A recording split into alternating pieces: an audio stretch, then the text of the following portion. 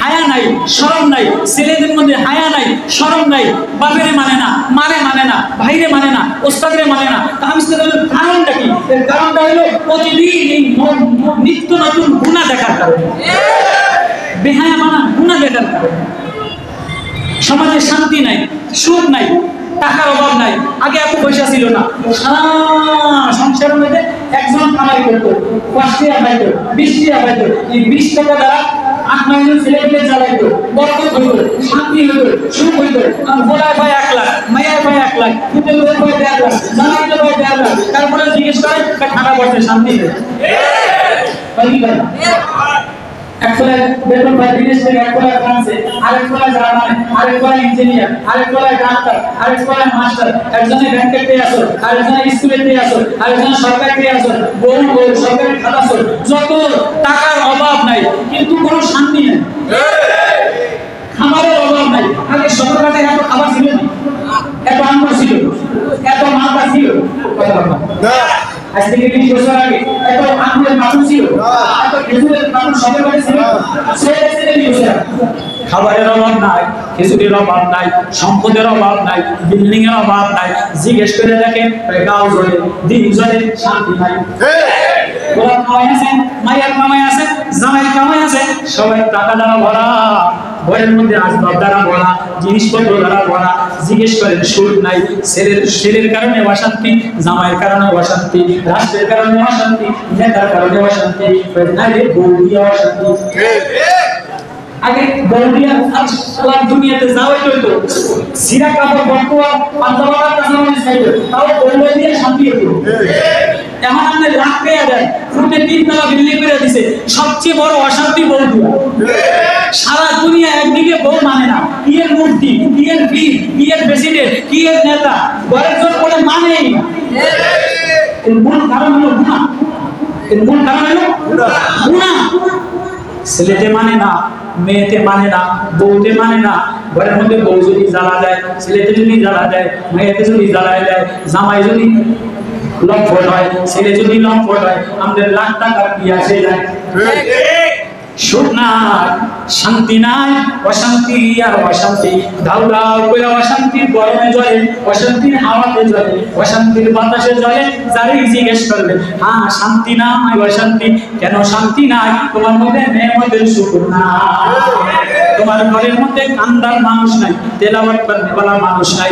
আগের জামানায় গ্রাম থেকে, সদরঘাট থেকে যা কামাই করতো, বরিশাল যাইতো, ঘোড়ায় যাইতো। গ্রামের মা বোনেরা কামতো, আমি নিজে চোখে দেখতাম।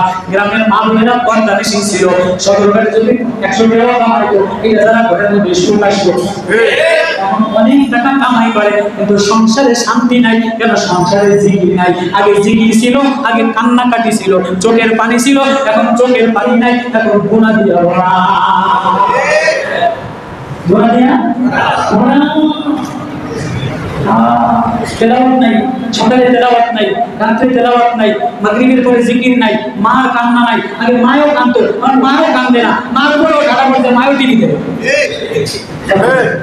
আগে মা টিভি দেখতো না, তোমার মোবাইল তো মায়ের একটু দেয়, বউ একটু দেয়, মায়ের একটু দেয়, নাতি একটু দেয়। তো সবাই যদি গুনাহ করে, তুই ঘরের মধ্যে যদি কান্না না আসে, তো রহমত আসবে কি? এজন্য মেরে বাপ, মেরে ভাই, ও মাও, এজন্য নবীজি তালিম ও সুন্নাহ সাহাবীদেরকে ডাইকা ডাইকা নিয়া কান্দা শিখাইছে। যার ঘরের মধ্যে যত অভাব, যার ঘরের মধ্যে যত অশান্তি, তারে বলছে তুমি তত রোনাজারি করো, তত কান্নাকাটি করো, যে আল্লাহর কাছে যত কান্দেওয়ালা হয়ে যায়, আল্লাহ তারে তত আপন বানায় দেয়। বান্দা মানে কান্দা, এ বান্দা নামাজ। তুমি আমার বান্দা গোলাম বলে যদি শিশু বাচ্চার মতো আল্লাহ বলে কায়দা দাও, তুমি কাঁদতে দেরি, আমি আল্লাহ আমার রহমতের দরজা খুলতে দেরি করি না।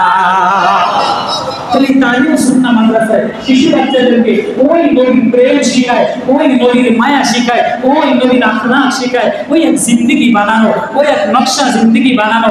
হায় কি হয়ে রওনা দিলাম, না একটা রাত্র দেখানোর মতো, না এক সকাল দেখানোর মতো, না এক বিকাল দেখানোর মতো, না এক বেলা নামাজ দেখানোর মতো। ও বাপ, ও নওজোয়ান, কি দেখানোর মতো করে রওনা দিলাম। আল্লাহ আমাদের সবাইকে এমন এক জিন্দেগি দান করুন। আল্লাহ বলে জিন্দেগি দান করি কারে? জিন্দেগি দান করি যার মধ্যে নেয়ামতের শুকর আছে, যে নেয়ামতের শুকর গুজার হয়, যেমনি তারে রাখছি অমনি বলে আমি আমার মাওলার করে রাজি আছি। সাইয়্যিদুনা আবু বকর রাদিয়াল্লাহু তাআলা আনহু, সাইয়্যিদুনা সিদ্দিক আকবর রাদিয়াল্লাহু তাআলা আনহু, উমর ফারুক রাদিয়াল্লাহু তাআলা আনহু দুজন মসজিদে নববীতে না খাওয়া, মসজিদে নববীতে দুপুরবেলায় যে বসা, এমন সময় নবীজি যে উপস্থিত হয়েছে। কি আবু বকর আপনি গরমে মসজিদে আসছেন কা? ওমর আপনি মসজিদে আসছেন কা? তাই নবী ও ক্ষুধার যন্ত্রণায় মসজিদে এসে গড়াগড়ি করি, মনে বড় আশা নিয়ে আসছি আপনারে দেখলে ক্ষুধা নিবারণ হয়ে যাবে, আপনারে দেখলে পানির পিপাসার তৃষ্ণা মিটে যাবে। নবীজি কাঁদে দিয়া বলে আমিও ক্ষুধার্ত।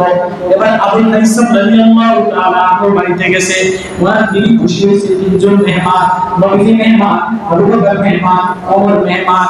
একটু ঠান্ডা পানি দিছে মাউল রস, ঠান্ডা পানি দিছে মাউল বারে, ঠান্ডা মিষ্টি পানি দিছে, একটু তাজা খেজুর দিছে। আবু বকর একটা মুখে দিছে, ওমর একটা মুখে দিছে। এমন সময় জিবরিল আমিন এসে জিজ্ঞেস করতেছে নবী ও আবু বকর রে ওমর রে বলে দেয় এই ঠান্ডা পানি যে খাও এই পানির হিসাব দেওয়া লাগবে। সুম্মা লা তুসআলুনা ইয়াউমা ইযিন আনিন নাঈম আলহাকুমুত তাকাসুর হাত্তা সুরতুল মাকাবির কাল্লা সাওফা তা'লামুন। আবু বকর খাইন না, শুনেন জিবরিল কি বলে, কোন আবু বকর, কোন আবু বকর, ওমর জান্নাতে যায়, জান্নাতের দরজায় যারে ডাক দেয়, জান্নাতের ঘরে যারে ডাক দেয়, ওই আবু বকর সরকার দো আলম তবুকের যুদ্ধে সাহায্য চাইছে। হযরত ওমর রাদিয়াল্লাহু তাআলা অর্ধেক মাল রওনা দিছে। আবু বকর রাদিয়াল্লাহু তাআলা ঘরের মধ্যে যা ছিল ঘন্টি কোদাল হাড়ি বাটি যা ছিল সব প্রস্তাবে নিয়ে হাজির করছে। সিদ্দিক আকবর দিল ঘরের মধ্যে বোতল আন্টি বান্টি যা ছিল সব নিয়ে প্রস্তাবে দিছে, আমি এই যে আনলাম। ওমর রাদিয়াল্লাহু তাআলা অর্ধেক আছে, ওমর রাদিয়াল্লাহু তাআলা কাছে আবু বকর হারাই। নবীজি জিজ্ঞেস করতেছে আবু বকর আপনি কতদূর আছেন? তাহলে বলছেন আমি যা ছিল সব পেয়েছি। ওমর রাদিয়াল্লাহু তাআলা জিজ্ঞেস করছে আপনি কতদূর লাইকে আসছেন? কতদূর লাইকে আসছেন? এক প্রশ্নে আবু বকর বলতে জানি ওই আবু বকর রাদিয়াল্লাহু তাআলা সব দিয়া সালার চট, সালার টাট এটা গায়ে দিয়া বাবলা কাকার বুতাম দিয়া এটা বইলে বসে রয়েছে। জিবরিল আমিন এসে সালাম দিতে আসে, নবী ও আবু বকর রাদিয়াল্লাহু সালাম পাঠাইছে।